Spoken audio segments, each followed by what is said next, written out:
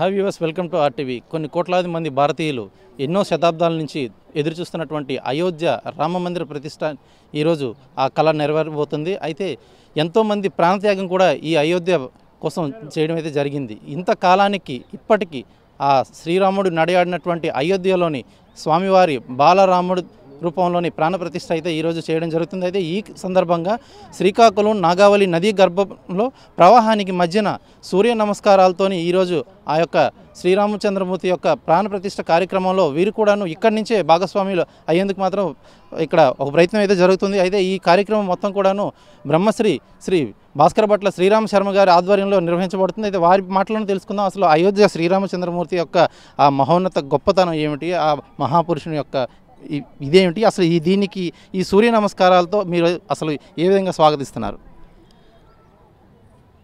ఆపదామపహర్తారం దాతారం సర్వసంపదాం లోకాభిరామం శ్రీరామం భూయో భూయో నమామ్యహం. ఆపదల నుంచి రక్షించేటువంటి వాడు, సర్వసంపదల్ని ఇచ్చేటువంటి వాడు, లోకాలకన్నిటికీ మేలు చేసేటువంటి వాడు ఆ శ్రీరామచంద్రునికి మరల నమస్కారం చేస్తూ ఒక్క మాట మాత్రమే చెప్తున్నాను. ఇది నిరంతరాయంగా సాగాలి. కొన్ని కోట్ల సంవత్సరాలు అయిపోయినప్పటికీ కూడా మన సంస్కృతి సంప్రదాయాలు ఎక్కడికి పోలేదు. ఏకం సర్వం విష్ణుమయం జగత్ అని ఎలాగన్నారో సర్వం రామమయం జగత్ అనేటువంటిది ఒక్క నినాదంతో మనం ముందుకొచ్చాము. అందరిలో ఆత్మారాముడే మనకి ఈనాడు ఇక్కడ ఈ కార్యక్రమానికి రూపకల్పన చేశాడు. మన నిమిత్త మాత్రము ఇది చెయ్యాలి, చేస్తున్నాము, చేద్దాము. ఇది ఒక్కటి మాటే.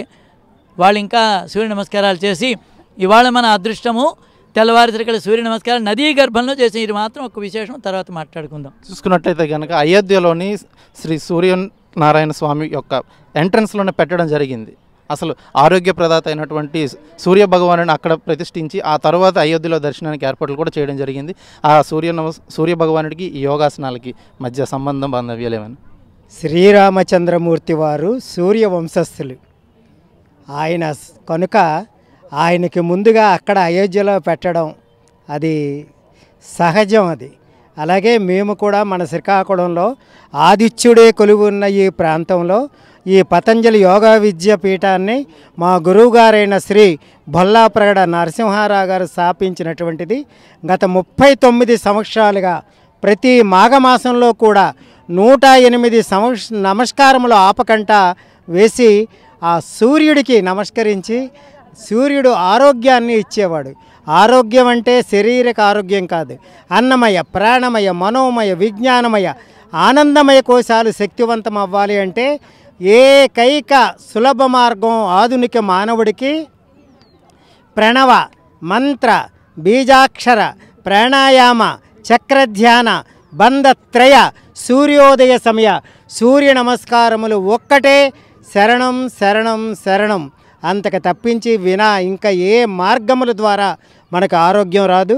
కనుక అయోధ్యలో శ్రీరామచంద్రునికి ముందుగా ఆ సూర్యనారాయణ స్వామిని ప్రతిష్ఠించిన ఇక్కడ ఇది రెండవసారి. 2009లో ఒకసారి చేసాం, మళ్ళీ 2014లో శ్రీ గురువర్యులు భాస్కర భట్ల శ్రీరామమూర్తి గారి ఆధ్వర్యంలో చేయడం మా యోగ సాధకులందరం అదృష్టంగా భావిస్తూ మాకు ఈ అవకాశాన్ని ఇచ్చిన మీడియా వాళ్ళకి ప్రతి ఒక్కరికి పేరు పేరున హృదయపూర్వక నమస్కారములు, ధన్యవాదములు. శ్రీరామచంద్రమూర్తిగా తలుచుకున్నట్లయితే కనుక ఒక తండ్రికి కొడుక్కి మధ్య ఉన్న బంధం, అన్నదమ్ముల మధ్య ఉన్న సఖ్యత, అలాగే రాజ్యానికి ప్రజలకి మధ్య ఉన్నటువంటి అనుబంధం ఏదైతే ఉందో అది స్పష్టంగా తేటతెల్లంగా కనిపిస్తూ ఉంటుంది. అటువంటి శ్రీరామచంద్రమూర్తి ఆలయ ప్రాణప్రతిష్ఠ ఈరోజు అక్కడ జరగబోతుంది అయోధ్యలోని. ఇక్కడి నుంచి వెళ్ళలేని వారందరూ కూడాను వారిని ఏ విధంగా స్మరించుకోవాలి? జై శ్రీరామ్. రత్నాకరాం ధౌతపదాం హిమాలయ కిరీటినిం బ్రహ్మరాజ ఋషిరత్నాఢ్యాం వందే భారత మాతరం. జై శ్రీరామ్. ఇప్పుడు అక్కడ బాలరాముని ప్రతిష్ఠిస్తున్నారు కాబట్టి మనం ఈ కార్యక్రమాలన్నీ చేస్తున్నాం. కానీ పూర్వము ప్రతిరోజు నకర సంకీర్తనలని ప్రతిరోజు కూడా మనం స్మరించుకోవాలి. ఒకరోజుతో ఆపబడేది కాదు. ఇది ఒకరోజు ఆపబడేది కాదు. రాముడు యుగ యుగాలకు సంబంధించిన వాడు, ఒక యుగమే అని కాదు ఇక్కడ అర్థము. అలా రామనామాన్ని స్మరించే శక్తిని అక్కడ వాళ్ళు చేస్తున్నారు. మనం వెళ్ళలేని వాళ్ళు ఇక్కడ కూడా వారిని స్మరించుకొని రామనామం చెప్తే ఆ శక్తి అక్కడికి ఆ లోకానికి హితము జరిగి అక్కడ కూడా ఇంకా అద్భుతంగా జరుగుతుందని మేము సంకల్పిస్తున్నాం అన్నమాట. శ్రీరామచంద్రమూర్తి బాల్యంలోనైతే అందరిలాగానే బాల్యం ఒక ఇది ఉంది. ఆయన ఒక యుక్త వయసుకు వచ్చిన తర్వాత శ్రీరామచంద్రమూర్తిగా కొనియాడారు. అయితే ఆ అయోధ్యలోని బాలరాముడిని ప్రతిష్ఠించడం వెనకాతల గల కథ ఏమైనా ఉందా? అది మాత్రం ప్రత్యేకంగా ఉంది. ఎలా అంటే బాలరాముడిగా ఉన్నప్పుడు స్వామివారు ఇప్పుడైతే ఎక్కడ ప్రతిష్ఠిస్తున్నామో అక్కడే వారు నడయాడారు. అది యథార్థంగా మనము ఇప్పుడు విమర్శ రూపంగా మాట్లాడకూడదు కాబట్టి చెప్తున్నాను. యథార్థముగా అక్కడే జరిగిందనే దానికి లోపల అంతర్గత ఆనవాళ్ళన్నీ దొరికాయి. అలా దొరకబట్టే భారతదేశం ఒక గొప్ప నిర్ణయం, మొట్టమొదటిసారి కొన్ని వందల సంవత్సరాల తర్వాత ఒక గొప్ప నిర్ణయం తీసుకొని అది రామమందిరమే నిర్మాణం చేయాలని తీర్మానం ఎందుకు చేసింది? ఆధారం దొరకబట్టే కదా. అది స్పష్టంగా మనకు తెలియజేసినందుకు మనం అందరికి కూడా భారతదేశానికి మనం సహకరిస్తూ గొప్ప మన రాజ్యాన్ని పరిపాలించే నాయకుడు గొప్పవాడు కాబట్టే ఇది మనం ఘనత సాధించాం. జై శ్రీరామ్.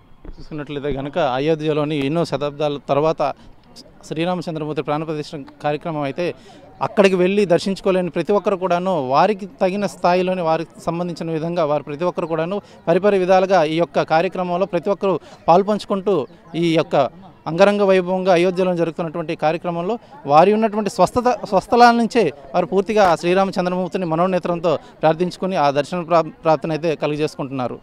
నాగవల్లి నది సమీపం నుండి వీడియో జర్నలిస్ట్ రామకృష్ణతో సురేష్, RTV, శ్రీకాకుళం. మరిన్ని వీడియోస్ కోసం ఛానల్ ని సబ్స్క్రైబ్ చేయండి. లేటెస్ట్ అప్డేట్స్ కోసం వాట్సాప్ ఛానల్ ని ఫాలో చేయండి.